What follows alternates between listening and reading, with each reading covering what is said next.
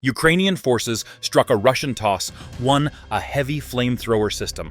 The launcher was hit head-on by a drone, after which a second drone struck the launch tubes, triggering an ammunition cook-off that continued to burn for some time. Upon assessing that the launcher vehicle remained largely intact and could potentially be recovered, a series of additional drone strikes were carried out to confirm the kill and damage the system beyond repair.